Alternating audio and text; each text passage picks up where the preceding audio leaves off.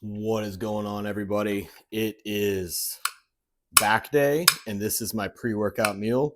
So just figured I'd show you what the nutrition's looking like pre-workout. Maybe I'll show you post-workout as well, and then get a killer back workout. It's gonna be a good one. I'm feeling good.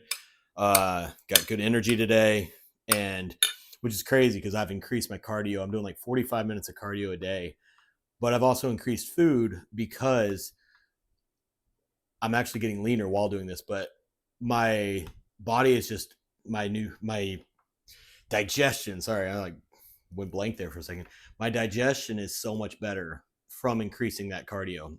My body's just using all the nutrients so much better instead of being a little more lethargic and sitting around and not getting as much movement in. Now that I'm getting more movement, getting that cardio in, getting my metabolism revved up, my body is like craving more nutrition and more calories, and it's utilizing the nutrition a lot better. So I'm feeling really good. Obviously, if I want to get lean, I still have to have several days a week at least where the calories have to be lower. But today's back day, got to grow a big back, so it's a higher calorie day. So I've got 9 ounces of salmon, 250 grams of jasmine rice, and one delicious green apple. So I just use this sugar-free teriyaki marinade with the salmon and rice, and it's freaking amazing. Oh, this is one of my, obviously salmon's a little higher in fat, probably the higher fat meal of the day. So far today, all I've had is whey protein in my first meal because I was training clients. I needed something quick and easy. And then 7 ounces of chicken breast in my second meal. And I was just running behind. So my first meal, I had a banana and a Rice Krispie treat with the protein shake. My second meal was just some rice cakes to make up the carbs. And it was only about 40 grams of carbs I had with that from rice cakes. But this is obviously the bigger meal. Have all those extra carbs and calories around training to put them to good use. So we're going to get this down and get ready to go destroy a back workout and get as thick and wide as possible.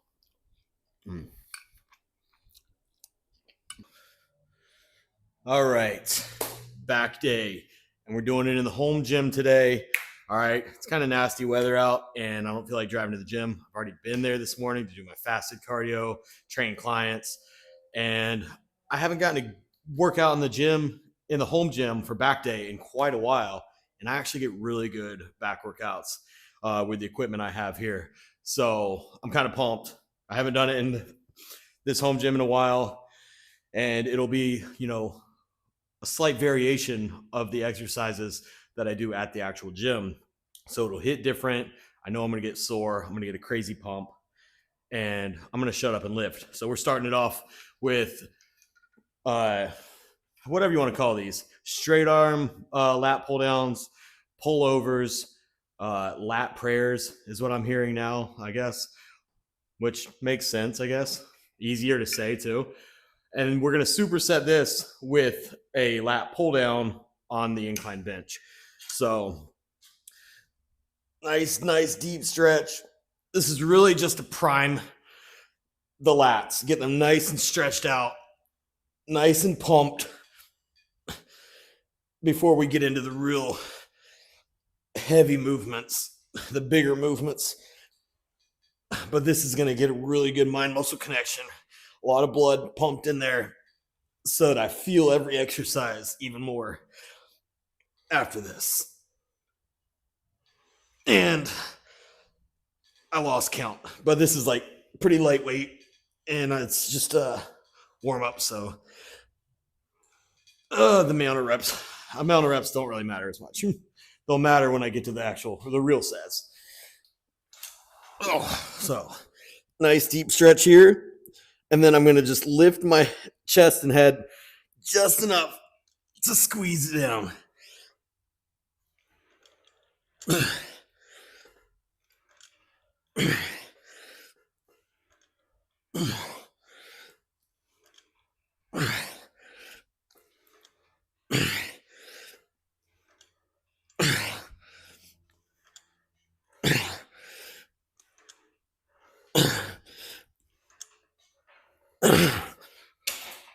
Oh.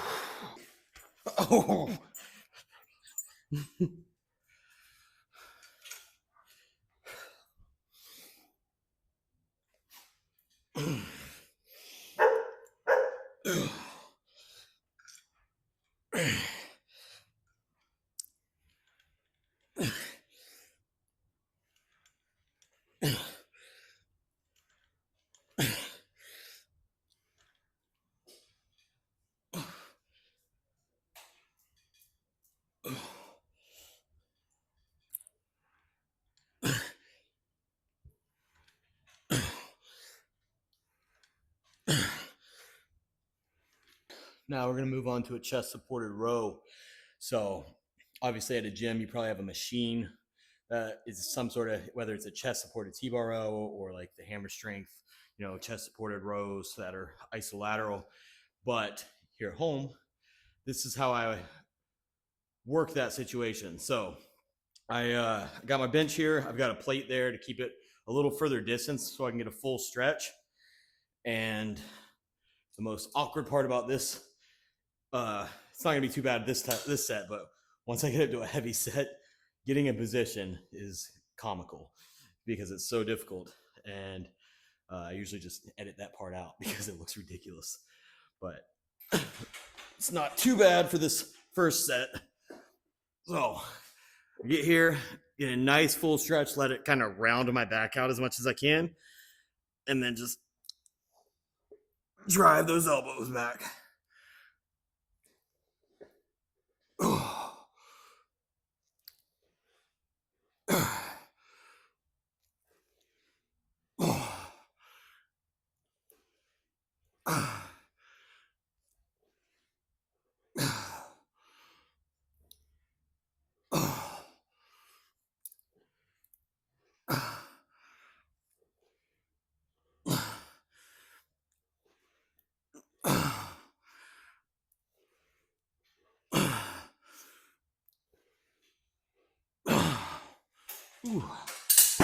Boom. Whew. All right, so gonna keep the rep range around 12 on these. Just get a little heavier each set until maybe it's a hard 10 to 12 where I'm struggling in that range.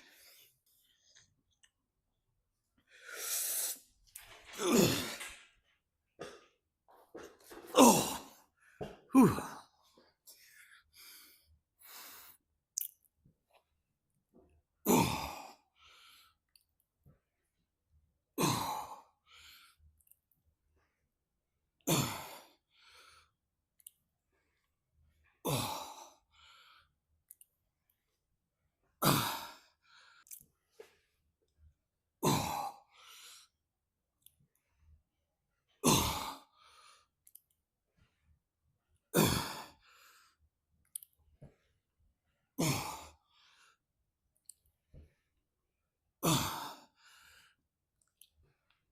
What are you doing, buddy? Looks like it's gonna rain any second out there, so he just wants to play and throw the frisbee. Don't you, bud? I gotta get this workout done. So moving on to a T-bar row on the landmine. Basically anything that's a bent over row is the plan after that. So at the gym, I've been going back and forth between either doing barbell bent over rows, or they have one of those like leverage machines or whatever. I don't know what you call them, but it's great for doing RDLs. It's great for doing bent over rows, deadlift variations, anyways. But it's got two straight handles. You can probably look at one of my older back training videos and see it. But that thing's been awesome because it's right here. You get really good range of motion with it. It's pretty cool. But I've always said that landmine T-bar row is probably my favorite variation of a bent over row. So that's what we're doing today. I haven't done them in a little while. So see what we can work up to. This should be pretty light, but I don't want to just jump to some heavy weight and then throw my back out. So probably just gonna do like 8 reps and add a plate, 8 reps, add a plate, see where we're at. I don't know if I've ever gone over 5 plates on this one at home, which is different because like I've done it at the gym where I've gone much heavier, but this thing hits.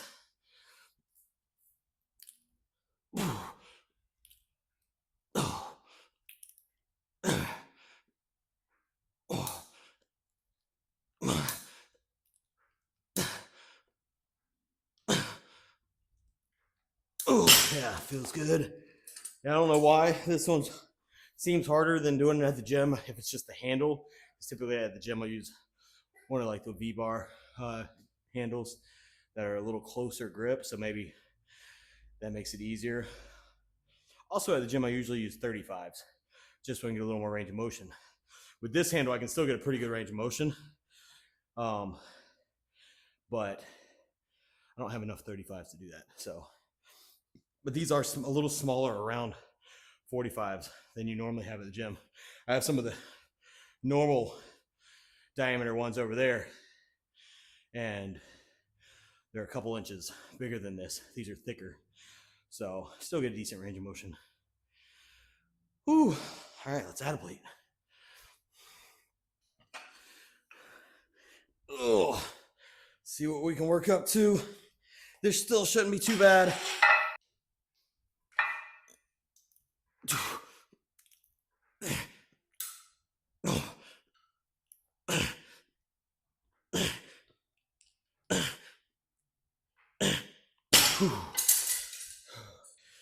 All right, 4 plates. Felt pretty good. Let's hope it stays feeling good.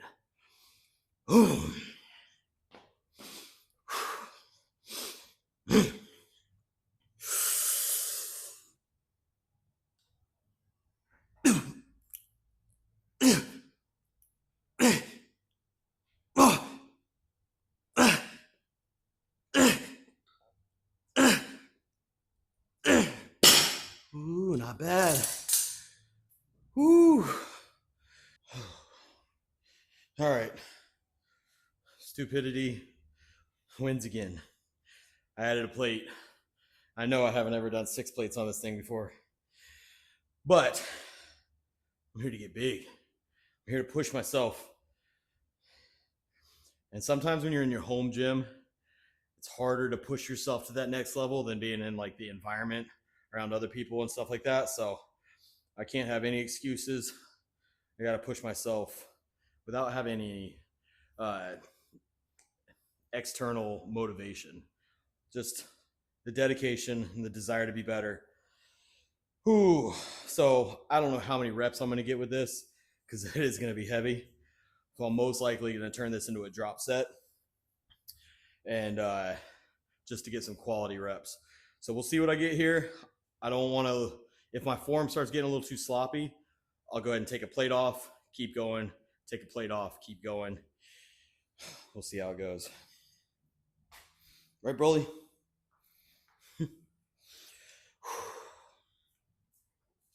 All right, big back.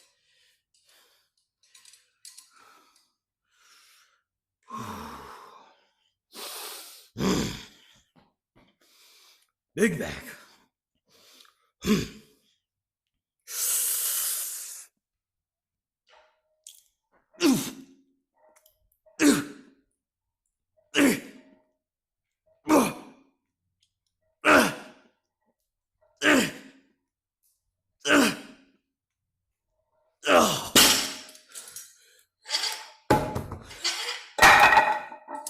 Go ahead and take 2 off. Get some solid quality reps.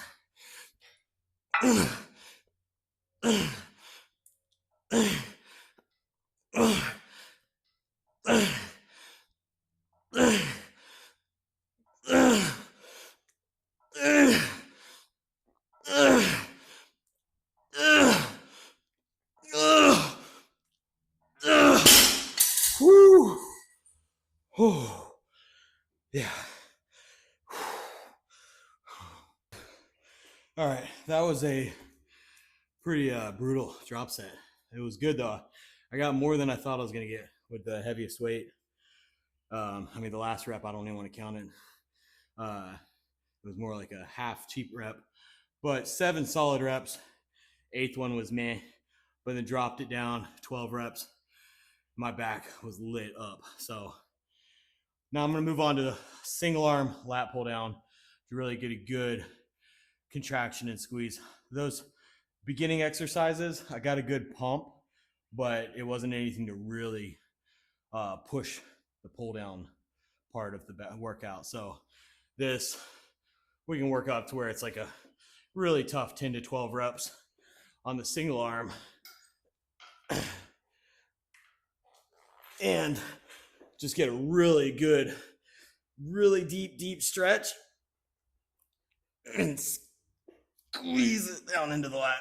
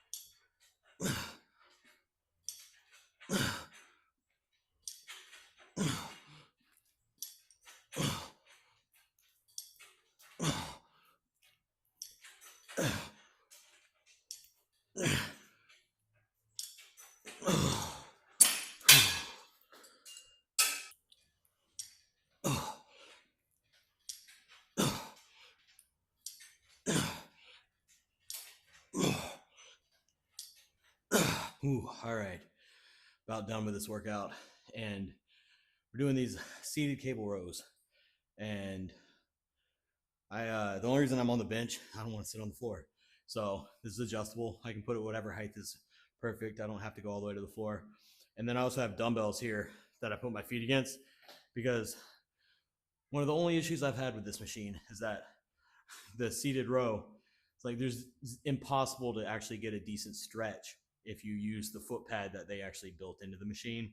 So you got to have something to give space so you can actually get a decent stretch on this. So I did 2 sets, pretty heavy, for 12 to 15 reps with the gym pin handle that I was using with the chest supporter rows, also the same handle that I used with the T-bar rows. I did move the handles. There's a bunch of holes. I moved them in closer so I could really target a little better contraction and tuck the elbows a little more.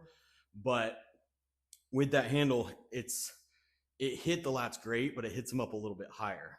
With this straight bar, or some people love doing the V grip to get a closer grip, but with this straight bar, I can really tuck the elbows in and hit those lower lats a little bit better. So that's what I'm going to finish with. I already did 1 set. Sorry, I didn't film it, but wanted to make sure it was going to feel good and just feel right. So I go a pretty close grip here.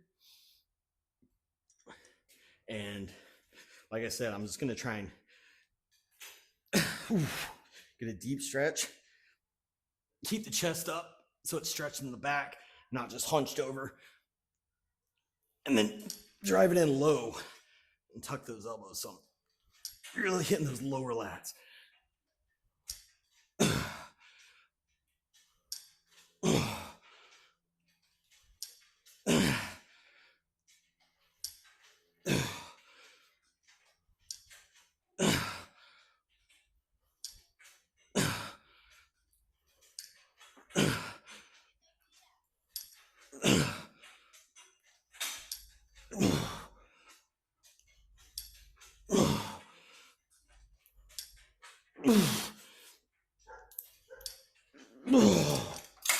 Whew. All right, back is destroyed. So that was a good one. Pushed myself hard, harder than I even thought I was gonna. So I'm happy with it. Felt good through the whole workout, right up through the end. So uh, post workout meal, I've got 2 scoops, 50 grams of whey from Performax here, and then 100 grams of carbs from Fruity Pebbles with marshmallows. So obviously, my pre-workout meal and my post-workout meal are the largest amount of carbs for the entire day. Typically, I would actually drink intra carbs on back day and leg day as well, but I was out, so I didn't have any. But anyways, got 100 grams of carbs from the cereal post-workout, and I've got 2 more meals, and I probably won't have any carbs in those. So all my carbs were earlier in the day, leading up to the workout, and immediately post workout, and then it'll be meat and veggies for the rest of the night. So this is it. And a little splash of Fairlife if I didn't say that, just to put on when I'm in prep and I do cereal post workout. I would just pour the protein shake over it instead of using milk. But since I'm not actually in prep right now, I'm just trying to lean out a bit. Fairlife is amazing. So that's it.